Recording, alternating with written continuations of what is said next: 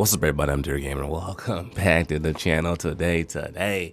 We're back and we're done back with more Monster Hunter Wilds. And it's another day. Another article came out from, this is an Italian article. I use Google Translate to translate it. I'll have the link in the description so you can check it out as well. But there's a lot of new exclusive information that was found. Some of you guys might have saw this on Twitter already. Some of you guys might have not. So we're going to go through it. I have the article up so you can read it as we go along. I'll paraphrase what they're saying. My family, without further ado, let's dive in. This interview is really good. It has a lot of good insightful information, and they also answer it in a very good way as well. So the first question is talking about optimization. What are you guys doing about optimization, and how are you going to ensure they're going to be the best experience? There's not much to say about they're entering the final stages of the development. They're the last 6 months of the game, so they're doing everything they can to make the game as best they can to optimize for all the systems available. So no specific information here. Same thing with the last article we saw, but it's cool. They're working on it. It seems like the game is completed at this point, and now it's just a matter of like just making sure it's fine-tuned. The second question is focused on cross-save, which is a thing that some people have been asking for. For those that don't know what cross-save is, essentially I can start my file on, I guess, Xbox, take it over to PC, or take it to the PlayStation, take it wherever I go. It's for people that, for instance, might have started on console and they got a beastly PC, now they want to take their save over to PC without starting the game over. That's where cross-save will be beneficial. Their answer is, obviously we integrated cross-play into Wilds from the start, so you could jump in with friends on other platforms on the go and hunt together. They said features like cross-play and cross-save are not available, and even when searching for a single-player quest, there'll be freedom in terms of matchmaking. Their thing is they made the game cross-play from the start, so people don't need to focus on cross-save, because in the past, Monster Hunter games will come out differently. PC will come out later. So then people didn't get a chance to play on their preferred system. So essentially what they're saying is, hey, because we allowed the games to be available for purchase on all consoles at the same time, they don't really necessarily feel the need to have cross-save available. So next question is, Monster Hunter Wilds looks bigger and better. So bigger and better version of the spiritual father. Do you want to explain the philosophy behind this chapter? Generally speaking, we don't look at the previous chapters to create something bigger and better. We have now changed philosophy and prefer to focus each time on a single design concept, which as one is born around the word of wild, which however keeps the DNA of Monster Hunter unchanged, taking out the role of a hunter, infiltrating a realistic ecosystem, and hunting monsters are and will always remain the key element of any Monster Hunter experience. Don't look for World 2. This is a completely different experience and a completely different approach to Monster Hunter. The next year, when it comes to WoW, we want to focus on the two sides of nature, how it can be beautiful to look at, but also wild and dangerous, and most importantly, how do those two sides switch in a matter of moments? With that in mind, we said, let's have monsters roam on a map with their entire pack, which is something we've never done before. Then we've never been able to see so many monsters in action at once.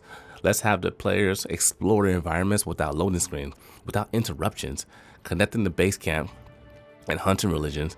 Basically, instead of being bounced back between loading screens, we want the players to feel like human hunters moving freely as a part of the ecosystem.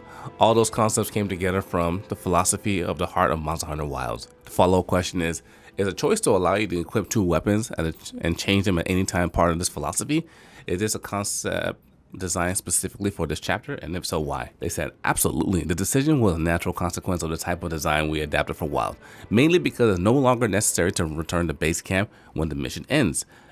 Because after the conclusion, you can easily stay in the field, explore further, and search for new targets, which means that unlike past titles where return to the base camp give an opportunity to change equipment, now we absolutely did not want players to feel forced to go back and choose a different weapon for the next monster. Having two weapons equipped allow hunters to be prepared for anything, any kind of possibility, whether it's the new monster to hunt seamlessly or the conditions on the map have been changed. Maybe the world has gone from its calmest phase to extreme weather conditions that have specific elemental damage, meaning completely different monsters will appear. So it's really handy to have another weapon that offers different strategic options for any unexpected events that may arise. So yeah, it's a very natural idea to integrate dual wielding into this episode. Follow-up question, how does being able to change weapons at any time affect the overall gear loadout? I mean, I can change weapons, but what happens to my entire build, decals, perks, and I've chosen to use? The first most important thing to know is that skills related to attack, Those can be defined offensive have been removed from pieces of armor to the weapon itself. This means that having placed them directly on the weapon, even when you change weapons, you will find yourself with new ones that already have all the skills related to the attack ready. In essence, you will not find yourself with offensive skills blocked by equipped armor by the weapon has been removed. The second important issue that we have generally revised the entire system of decorations. That is the jewels that allow for much more flexible, customizable system regarding different loadouts. Oh my, what did they do to decorations? They completely overhauled it. Another question comes up is how hunting works. Now that everything happens seamlessly, for example, how would I be able to time hunts like speedrunners do now? Would there be a different way to access the statistics, like things like that? I don't know. Also, I'm not sure. In my preview, I showed a full fight, and after the hunt is done, it does pop up and show like the kill screen, the time zones, all that kind of stuff as well. So the answer is, create seamless quests where you can go into the open map, attack a monster, automatically start a new quest is not the main way or the only way to start a hunt. This is a system we designed to allow you to always stay in the world, eliminate any kind of loading, flexible approach to be able to play continuously without worrying about preparation. That said, there's still the classic quest counter, that is the notice board, in which settlements where you can choose a mission, and if you're in a multiplayer session, you can make sure everyone is ready before finally settling out. The traditional ready start hunt system. So we've integrated a new system and the old one in parallel, though through which it will obviously be clear and precise moments of start and end of a hunt, as well as statistics that could be useful. Next question, can we compare the open world maps to the guideline of Monster Hunter Wild Iceborne? That is an ecosystem that's consistently changing, designed to stay on the hunt for a long time, and in which new monsters appear that we didn't expect to find. So anytime you can explore the open map that are designed to be unpredictable environments, places where the weather can change at any time, and you're never sure what monster is going to show up here next. You can say that it is much a more unpredictable and chaotic interpretation than anything we've ever done in the past, but just one of the ways that you can experience the game. Let's say that instead you want to hunt a monster right away. Well, you're free to approach an experience in a more traditional way. You can simply go to the quest counter. Oh my god, this is amazing. Cause I was thinking the same thing. Damn, in the Guidelands, I can fight all these monsters, but what if I want a specific monster I'm looking for to farm the material? You can do that as well. You can simply go to the quest counter, choose a related mission, but above all, you can select a particular weather condition. Oh, players are in fact free to consult a sort of weather forecast, then let their hunter rest, let the clock hands move to a very specific moment. At that point, just leave the village and you'll find yourself in the exact state of the world you want. Oh, that's amazing. So I'm looking for a specific monster in specific conditions. I can find it easily. From this point of view, we have chosen to leave players the freedom to choose the option they prefer. Damn, this is gonna be a generational game. This is perhaps a silly question, but now that the world and cities have changed so much, what will happen to those nice, relaxing moments where you used to spend with friends in the main cities? Have they been maintained in the same way? In Monster Hunter Wilds, you can choose to connect with 16-player online lobbies. Damn it, I was hoping for 32. But you can still do 16-player lobbies. All those players online will appear at the base camp at the same time, even though the base camp is directly integrated into the open world. So as always, you'll be able to visit, meet up with friends, chat, take part in all the social dynamics. Hopefully arm wrestling is back. It's like a smack them boys.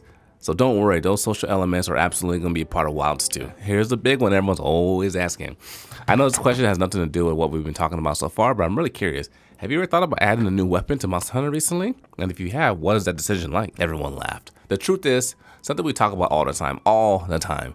Because we've never really abandoned the idea of adding a new weapon archetype, we just haven't done it recently. In the last few episodes, the truth is we have a lot of ideas that we've been piling up over the years about weapons that we can add, but we're always thinking about what the new weapon can add to the gameplay without overlapping too much with existing weapons, without offering a similar experience. Makes sense, they got 14 weapons, they got everything covered. What kind of weapon would you guys add? So this idea has never been discarded. It's just that every time we study a new chapter, we first think about the new ideas that were needed to lay the foundation of the new concept.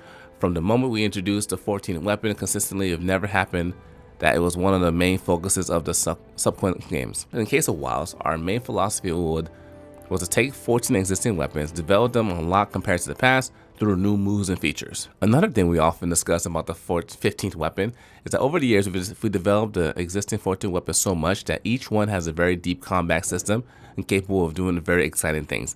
Now achieving high level of mastery with each one of them has become such a complex task that's extremely difficult to invent a new category that can immediately prove to be on par with our legacy variants. If we think about the last two editions, Insect Glide and Charge Blade, they too have had tens of years of evolution, so it's much more difficult to think about significant deep designs. We also need to consider the issue of resources. It's not that we don't want to add a 15th weapon, on the contrary, but even if we had those resources available, we should ask ourselves if it's really worth investing them in a specific direction, instead of, example, talking about existing tool sets and using them to create something different in the game or change a perspective on balance.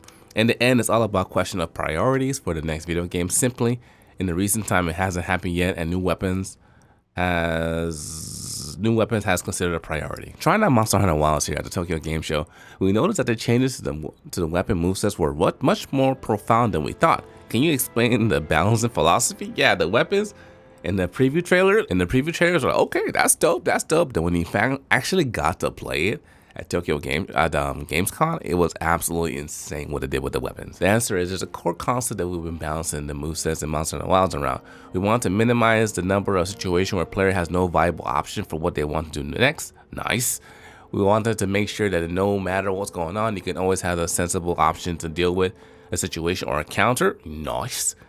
And that's all the overarching concept that went into development for all weapon categories. We wanted to develop them in a way that showed off new sides of the system, offering new approaches or simply new ways to think about a moveset. Even when you're a veteran player who's familiar with your favorite weapon, we want to get you thinking about how you might use the moveset, but all of this, and this is very important, has added to the depth and context that makes sense that specific weapons ultimately is most important, not to turn a weapon into something it's not. A lot of good information. 16-player lobbies are back. Deco's overhaul. The concept behind why we have two weapons. The being able to log into quests whenever you want and find a specific monster is amazing, instead of having to just hope for luck of the draw that the monster you're looking for is available. Oh my god, remember the Guiding Lands? You're trying to find a monster, you gotta load in, load out. So you can do both. You can have a seamless experience going into the game doing what you want, or you can just go to the counter, pick the quest, find what specific monster you're looking for, and boom, it's amazing. So a lot of good information. Hope you guys found it valuable. I know I did. A lot of new information coming out from all these interviews happening. If you're new, make sure you subscribe. We have lots of new Monster Hunter content coming up. Stay smooth. Till next time, dear gamers, signing out.